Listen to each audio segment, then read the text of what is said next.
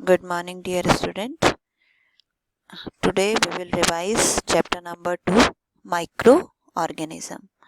बच्चों, आपको जैसे पता है कि आपके एग्ज़ाम आ रहे हैं, इसमें आपको क्या करना है, सारे चैप्टर्स को रिवाइज करना है, जिसमें अभी तक मैं आपको chapter number 1, chapter number 7, chapter number 6 आपको मैं रिवाइज करा चुकी हूँ. ठीक है, तो आज हम रिवाइज करेंगे chapter number 2, that is micro organism. Micro organism क्या होते हैं बच्चों? Micro organism very small organism है जिनको हम अपनी नेक्ड आई से देख ही नहीं सकते हैं, उन जबकि वो हमारे सराउंडिंग में हर जगह हैं, एयर में, वाटर में, सॉइल में, हर जगह प्रेजेंट हैं, लेकिन उनको हम अपनी नेक्ड आई से नहीं देख सकते.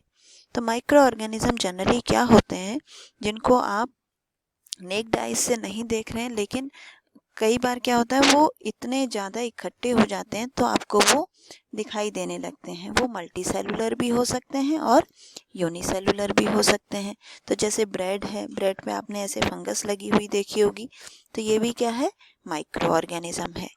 ठीक है, जो अब माइक्रो ऑर्गेनिज्म है इसको हम जनरली 4 पार्ट में डिवाइड करते हैं. 4 टाइप के माइक्रो ऑर्गेनिज्म हम स्टडी करते हैं: बैक्टीरिया, एल्गी, फंजाई और प्रोटोजोन्स. ठीक है, वायरस भी जो है वो एक माइक्रो ऑर्गेनिज्म है. वायरस आप बहुत सुन रहे होंगे आजकल. वायरस भी एक माइक्रो ऑर्गेनिज्म है, लेकिन ये बाकी सबसे अलग इसलिए है क्योंकि इसके अपनी कोई, ये वायरस जो होता है वो कभी भी नॉन लिविंग होता है. मीन्स वो लिविंग ऑर्गेनिज्म की बॉडी के अंदर ही सरवाइव कर सकता है, उसके बाहर वो सरवाइव नहीं कर सकता. जैसे आप कोरोना वायरस आजकल सुन रहे हैं. कोरोना वायरस जो है स्पेशल टाइप का वायरस है जो कुछ सरफेसेस पे कुछ टाइम तक, 1 दिन 2 दिन 36 आवर्स तक रह सकता है. अदरवाइज जो वायरस होते हैं उनकी लाइफ किसी भी एनिमल की बॉडी के बाहर बहुत कम होती है. अगर उनको कोई भी होस्ट नहीं मिलता है तो वो सरवाइव नहीं कर सकते हैं. इसीलिए उनको कहा जाता है कि वो बीच की कड़ी हैं नॉन लिविंग और लिविंग के. ठीक है, तो आगे हम बढ़ते हैं, जल्दी रिवाइज कर लेते हैं एक बार पूरा. ये हैं कुछ बैक्टीरियाज. बहुत सारी बीमारियों के कारण होते हैं बैक्टीरिया, लेकिन हमारे लिए फ्रेंड्स एंड फो, मीन्स हमारे लिए यूजफुल भी हैं और हार्मफुल भी हैं. These are algae, protozoa and fungi. ये कुछ फिगर्स आपको दी हैं. ठीक है, ये वायरस की फिगर है. वायरस में कुछ नहीं होता, सिर्फ उसमें अपना एक क्या होता है, जेनेटिक मटेरियल होता है, और उसी जेनेटिक मटेरियल की हेल्प से जब वो किसी होस्ट के अंदर जाता है तो रेप्लिकेट करता है. रेप्लिकेट मतलब एक वायरस बहुत सारे वायरस पैदा कर सकता है, लेकिन जब वो किसी बॉडी से बाहर रहेगा तब वो रेप्लिकेट नहीं कर सकता है. बस वो सरवाइव कर रहा है कुछ दिन, लेकिन रेप्लिकेट नहीं कर सकता. फ्रेंड एंड फो. सबसे पहले हम पढ़ते हैं कि माइक्रो ऑर्गेनिज्म का हमारी लाइफ में रोल क्या है, वो हमारे लिए कैसे इम्पॉर्टेंट है. ठीक, पहले इम्पॉर्टेंट पढ़ते हैं फिर हार्मफुल पढ़ेंगे. आपने देखा होगा बहुत जगह हम यूज़ करते हैं. जैसे पहला example, making curd from milk. दूध में दही जमाने के लिए हम क्या करते हैं, दूध को हमने गर्म किया और उसमें थोड़ा सा खट्टा डाल देते हैं, जिससे कि वो 2-4 घंटे बाद अपने आप जो है जम जाती है. क्योंकि उसमें जब हम खट्टा डाल रहे हैं तो हम उसमें क्या डालते हैं, एक बैक्टीरिया डालते हैं, लैक्टोबैसिलस, और वो लैक्टोबैसिलस मिल्क को कर्ड में कन्वर्ट कर देता है. तो ये बैक्टीरिया क्या हुए हमारे लिए, ये यूज़फुल हुए. इसी तरीके से ब्रेड मेकिंग में ईस्ट डाला जाता है, जो कि उसमें CO2 प्रोड्यूस करता है, जिससे वो फ्लफी हो जाता है. जो केक वगैरह आप बनाते हैं या इडली बनाते हैं तो उनमें फ्लफी करने के लिए ईस्ट डाला जाता है. ठीक है, अब है कमर्शियल यूज़ जनरली जो है वो होता है अल्कोहल बनाने में. अल्कोहल, वाइन, ऐसी चीज़ें बनाने के लिए हम ईस्ट का यूज़ करते हैं बहुत लार्ज लेवल पे. क्योंकि और फर्मेंटेशन की जो प्रोसेस है, ये जो माइक्रो ऑर्गेनिज्म यानी कि जो बैक्टीरिया है, ये क्या करता है, शुगर को अल्कोहल में कन्वर्ट कर देता है. मीन्स जब आपने देखे होंगे गन्ने के जो खेत होते हैं उसमें से जब हम वो निकाल लेते हैं सारी शुगर, तो जो पोर्शन बच जाता है, जो लिक्विड बच जाता है, उसी लिक्विड को फर्मेंट करने रखा जाता है और उसी से अल्कोहल बनाया जाता है. ठीक है, उसी प्रोसेस को हम क्या कहते हैं, फर्मेंटेशन. ठीक, मेडिसिनल यूज़, बहुत सारे माइक्रो ऑर्गेनिज्म हैं जो मेडिसिन की तरह यूज़ होते हैं। जब आप डॉक्टर के पास अगर जाते हैं किसी भी चीज़ की टैबलेट लेने के लिए, वो आपको एक दवाई देता है और साथ में एक एंटीबायोटिक देता है।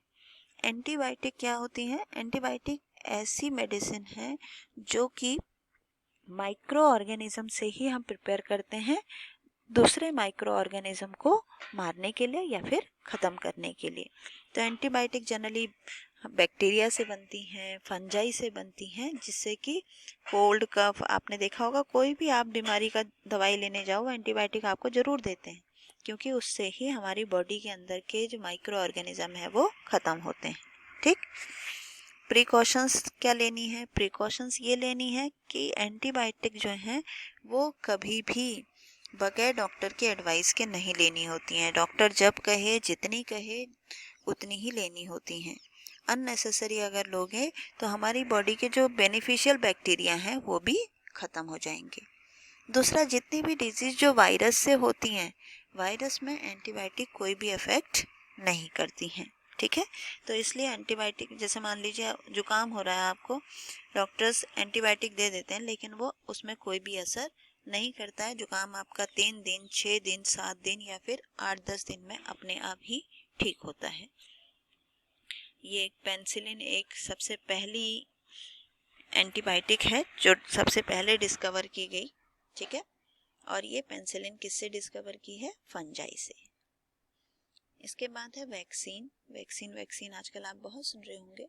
वैक्सीन जनरली क्या होती है बच्चों, जैसे कि हम बैक्टीरिया और कोई माइक्रो ऑर्गेनिज्म है तो उसको ख़त्म करने के लिए हम एंटीबायोटिक का यूज़ कर सकते हैं, लेकिन ऐसी बहुत सारी डिजीज़ हैं जो क्या होता है कि उनको होने के बाद आप ठीक नहीं कर सकते, तो उसके लिए क्या करते हैं? वैक्सीनेशन करते हैं। वैक्सीनेशन का मतलब होता है कि बॉडी में पहले ही उसकी दवाई डाल दी जाती है जिससे कि वो उस पर वो बीमारी अटैक ही ना करे, या इस तरीके से कहा जाए कि हम बॉडी के अंदर पहले ही उस वायरस के बहुत ऐसे पार्टिकल्स डालते हैं जिससे हमारी बॉडी में उससे लड़ने के लिए एंटीबॉडी पैदा हो जाए और वो अपने बॉडी अपने आप लड़ने लग जाए, हमें उसकी दवाई देने की ज़रूरत ना पड़े। ठीक है। Next, soil fertility. जो बैक्टीरिया हैं वो सॉइल को की फर्टिलिटी को इंक्रीज करते हैं। Cleaning the environment. आपने देखा होगा कि आप कोई भी डेड एनिमल, प्लांट अगर कहीं पे पड़ा हुआ है वो अपने आप क्या होता है? डिकम्पोज हो जाता है, क्योंकि माइक्रो ऑर्गेनिज्म उसको डिकम्पोज कर देते हैं और एनवायरनमेंट को क्लीन करते हैं।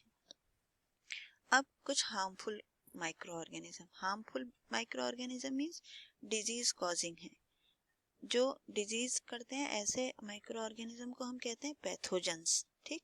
और बहुत सारी डिजीज आपको पता है, हाँ, जैसे कि मॉस्किटो है, हाउस फ्लाई है। ये मैंने सारे नोट्स आपको लिखवाए हैं, इसको आप पढ़ना कि हाउस फ्लाई है या फिर मॉस्किटो है।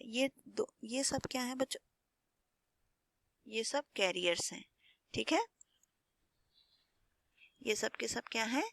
कैरियर्स हैं।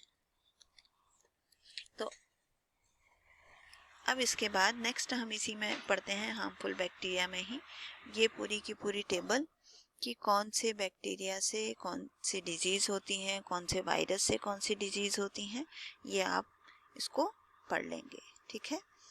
Disease causing micro organism in animal. और ये प्लांट में देखो बहुत सारे आपने देखे होंगे, कभी पत्तों में ऐसे रेड से हो जाते हैं, कभी प्लांट में कुछ स्पॉट से आ जाते हैं। तो ये सब क्या है? ये डिजीज़ हैं प्लांट की।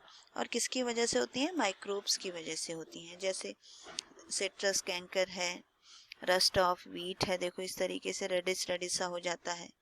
तो ये सारे जो हैं ये प्लांट डिजीज़ हैं। इसके बाद आता है फूड प्रिजर्वेशन। फूड को प्रिजर्व करना। देखा होगा गर्मियों में आप 2-4 घंटे बाहर रख देते हैं खाना तो वो ख़राब हो जाता है, क्योंकि उसमें माइक्रो ऑर्गेनिज्म प्रोड्यूस हो जाते हैं। अब माइक्रो ऑर्गेनिज्म से फूड को प्रिजर्व करने के लिए उसमें हम क्या क्या डाल सकते हैं? उसमें हम केमिकल डाल सकते हैं, उसमें हम सॉल्ट डालते हैं, शुगर डाल सकते हैं, या फिर उसको ऑयल या विनेगर उसमें डाल सकते हैं। और अगर हम ऐसा कुछ नहीं कर सकते तो उसको हम क्या कर देते हैं? उसको हम या तो बार बार गर्म करते हैं या फिर उसको फ्रिज में रख के हम सेव करते हैं। ठीक है। और ये नेक्स्ट आपका लास्ट बहुत important, that is nitrogen cycle, कि जितनी भी नाइट्रोजन हमारे एटमॉस्फेयर में है वो सब क्या है, वो एटमॉस्फेयर में अलग अलग तरीके से रोटेट होती है और फिक्स होती है। नाइट्रोजन फिक्सेशन इसको हम कहते हैं। कुछ नाइट्रोजन फिक्सेशन बैक्टीरिया हैं जो नाइट्रोजन को एटमॉस्फेयर में फिक्स करते हैं, ठीक है।